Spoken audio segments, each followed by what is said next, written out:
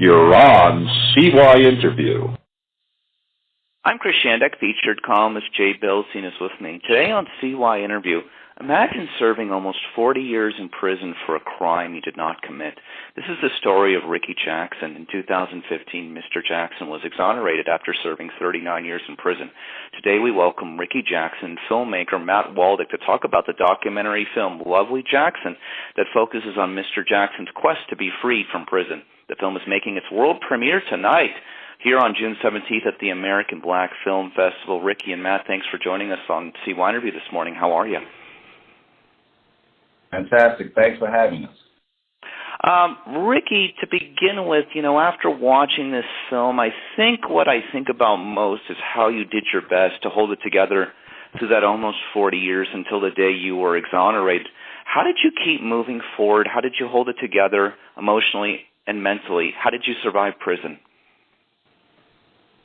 It's a series of events, not one particular thing, because you run the gamut of emotion and experiences in prison. But if anything, I would contribute it to my upbringing, my mom in particular.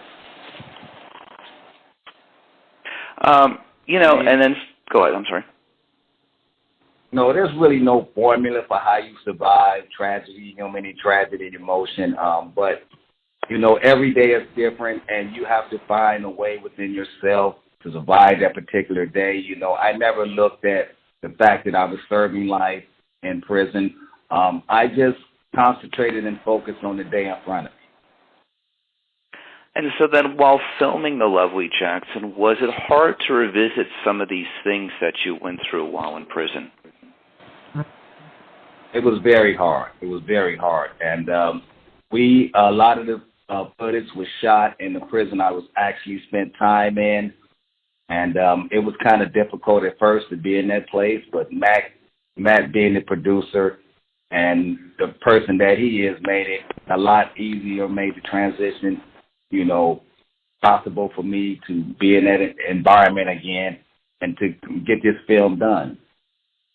Matt, this is your directorial debut. What are your hopes that people take from after they see this? Yeah, I think, everything that came out of the conversations creatively with Rickey about, we wanted this to not be your typical true crime documentary. It's not a journalistic piece. It's not an issue piece. We're not telling our audience what to think. This is a human story, triumph of the human spirit and psychological endurance. And, we tried to go against the traditional true crime doc storytelling format. So I think as a filmmaker, my hope is that just people understand what we were trying to achieve and that they, aren't really trying to compare it or put it in the box of, maybe other documentaries that, sort of in this golden era of documentary filmmaking where the formula is sort of established. And we certainly went against that formula, that people can appreciate it for that reason. And obviously appreciate, the human sort of side of the story here that of course, Rickey's tale embodies. One follow-up, and then I'm going to throw it over to my colleague, Jay. Matt, is your hope maybe that after some people see this film, that they might, want to get involved in helping other possible prisoners who could be innocent be freed from prison? Yeah, I think that would be undeniable, right? People read about these types of headlines. They read about wrongful incarceration. Certainly it's been more in the news as criminal science evolves and DNA testing. There's exoneration numbers are spiking across the country. But, we were quite careful not to make it too much of an issue piece or tell people to go do that. But I think people being wired in a sort of the same kind of empathetic, basic way, they're not going to be able to help themselves but to go research this issue more, get more involved. And certainly one of our financiers, the nonprofit organization, the HELP, that's led by Jillian Wolstein, they specialize and is certainly a conduit for people to get involved with this type of an issue. Jay? First of all, gentlemen, as Chris said, a riveting documentary. Rickey, your story is one of triumph, but I have to tell you that when I saw it, read it, and think about it, it makes me, it fills me with anger. I'm not going to lie to you. It fills me with anger.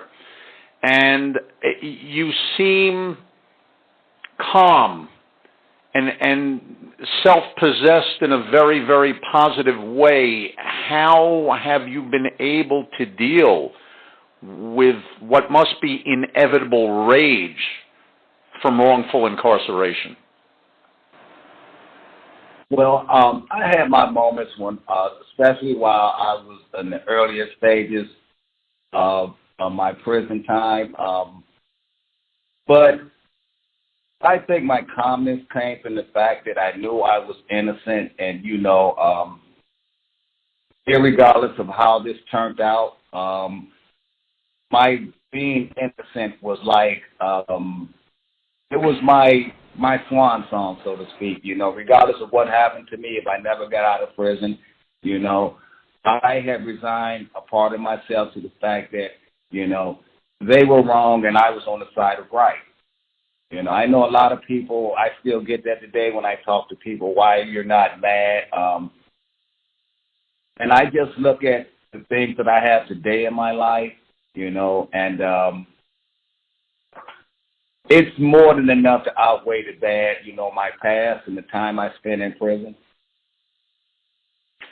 Did anyone from the state ever make a personal apology, one-on-one, kind of out of the way of cameras or media or anything? Did anybody ever reach out on a personal basis and say, my God, words cannot describe our sorrow about this? Had that ever happened? There were a few people, not many, and I never expected an apology, because to them that's like an admission of guilt, an admission like they did actually do something wrong. And it's rare when you get, that kind of statement coming from an official position. And so I never sought an apology from anybody. Like I said, there's very few people that is actually off camera came to us. The day I was officially exonerated, we had one judge who actually came off her bench and came down to our level and hugged me and apologized. Do you feel that the money you ended up getting as a settlement was really a pittance compared to the 39 years? Of course. 39 years out of anybody's life. There's no amount of money, Correct. to make up, because in reality, our time is the most valuable thing we have. I spent my entire young adult life in prison, most of my middle-aged life in prison. And so no money in the world could ever make up for that. When I think about all the experiences I could have had, all the things I could have accomplished, no, money doesn't even come close. In hearing you speak, Rickey, when you answered Chris's question about getting through things, it made me think of two things. It made me think of my friends who are in 12-step programs who talk about one day at a time. It also made me think of a story about two chess players. There was a famous grandmaster in chess, and there was a guy off the street who played him, and the off-the-street player actually beat the grandmaster. And afterwards, somebody from the press came and they said to the grandmaster in chess, they said, how do you play the game of chess? And he said, I think 7 moves in advance. And then they asked the player that came off the street who beat the grandmaster, how do you play chess? And he said, I just try to go out and make the right move every single time.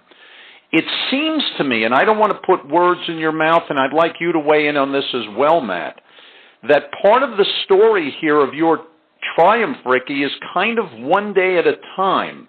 Make the right move at the time that yes, it's important to have hopes for the future, but if we don't get from today to tomorrow, all the plans for the future are for naught. Am I wrong, or is there more to it? I couldn't have said it better myself. Tomorrow isn't guaranteed to anybody, you know. The only time you have is the time you have right now. You know, everybody thinks about their future and the things they want to do in the future, but it's not guaranteed. You know, it's not guaranteed. And so I learned to utilize the moment and be in the moment as much as possible. Matt? Yeah, absolutely. And that was an approach that we took to the filmmaking. You know, we had the basic structure of the film outlined, and there were pages of script. But you have to remember, we returned to the prison where Rickey actually was in 1976. In many ways, he's doing deep method acting. He improvised every single line of dialogue in that film. So everything is authentic and it's straight from his mind and spirit, and was improvised literally in that moment. So not only, you know, did Rickey survive using that philosophy that you described, but we also created the film using that philosophy you described. Everything was created literally in the moment.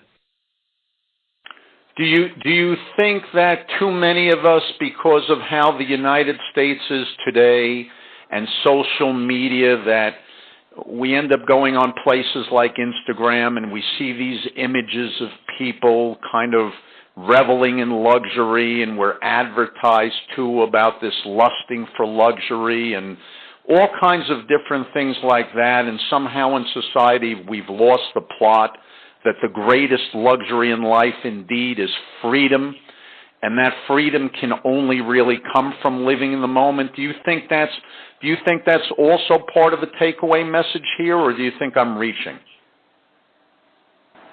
No, I think that's a great analogy. I couldn't have said it better myself. We tend to want to live our life in blocks of time, like we have a lot of time, as I alluded to earlier. Life isn't guaranteed to anyone.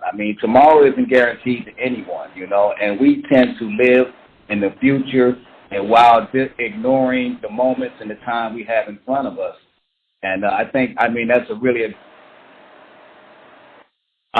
Yeah, absolutely. And I think, you know, Rickey's story is so relevant today. I mean, we have a cancel culture sort of epidemic in the United States, and there's a certain reckoning that is being practiced for past choices, and certainly conversations should be had about those things. But if anybody's story embodies the philosophy of forgiveness and how richly rewarding the act of forgiveness can be, it's Rickey's story, and certainly, you know, that's something that transcends a momentary flash or clout chasing that we might see on social media. Rickey, I have seen on more than a couple of occasions some gentlemen who'd been incarcerated for considerable periods of time start YouTube channels where they talk about what their experiences were. Some of them develop very large followings. So I have a two-part question here.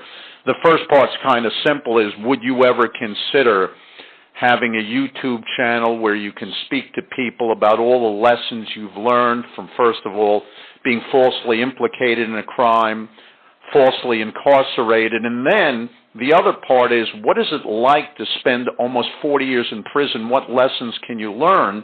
That's the first question. The second question is, this one gentleman I watched said that the most important thing he learned in prison is to say, please, thank you, and excuse me, because so many people in prison coming up, whether it was on the streets or from dysfunctional families, never got the slightest bit of respect in their lives. And he seemed to think that please, thank you, and excuse me were very, very important elements of getting by in prison and in life in general. What do you, first of all, would you consider a YouTube channel, and what do you think about this commentary about please, thank you, and excuse me? So the first part of your question, YouTube, no, I'm not a big social media person. You know, I know how relevant it seems to be today in everybody's life, but primarily I'm a very private person. And secondly, I wholeheartedly agree with the please, thank you, but I grew up in that era, that kind of era.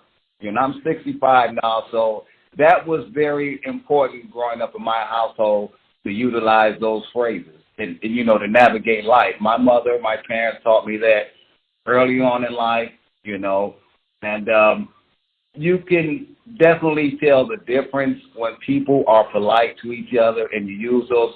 I mean, that has allowed me in prison to navigate prison a lot. You know, I didn't get as much static from the staff because I was a very polite inmate. Always said please, thank you, and excuse me, may I. But these are things that my mother, my parents taught me, and it's not prevalent in a lot of households today, you know, unfortunately.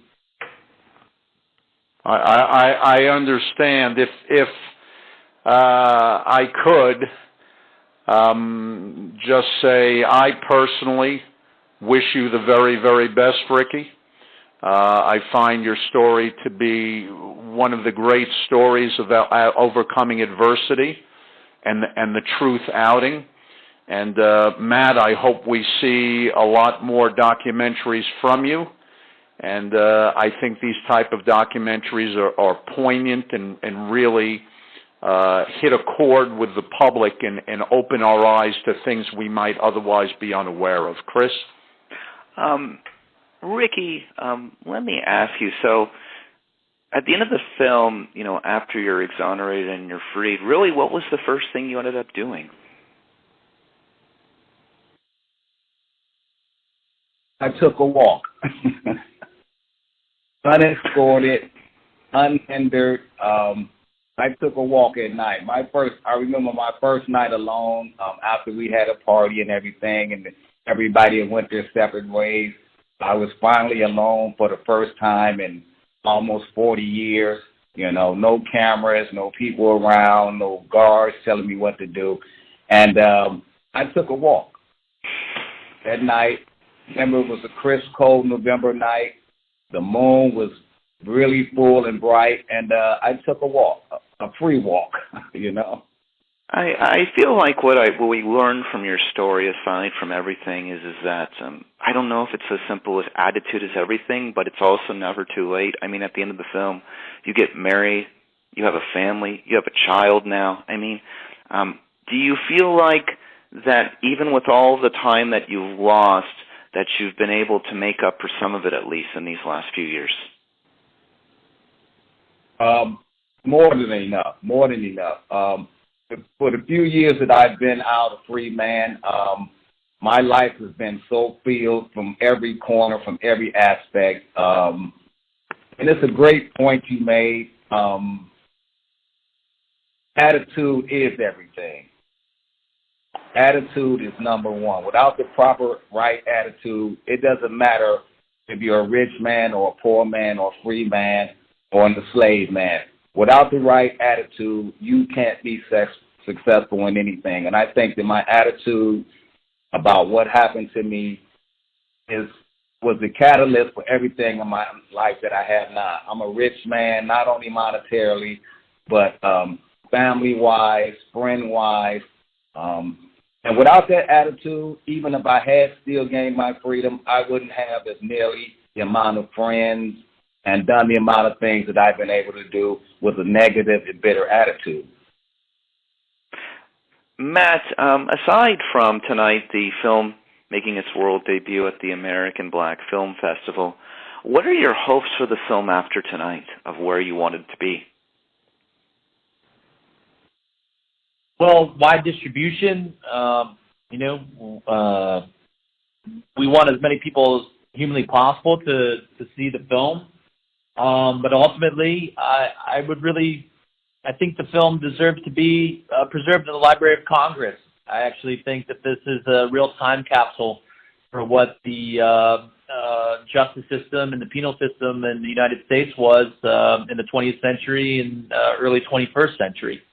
And what better perspective do you have than someone whose integrity and the point of view is unquestioned? What better, witness can you hope to preserve, or 200 years from now when somebody wants to see what that topic was like, who better to tell you than Rickey Jackson in his film? Matt, do you think after this, obviously, as the months go on, more people are going to be able to see this documentary film, and there's going to be a lot of reaction to it after the fact, after seeing it, and they learn of Rickey's story. Do you think a feature film could be in the works in the future? Yeah, definitely. The documentary itself is very bold visually.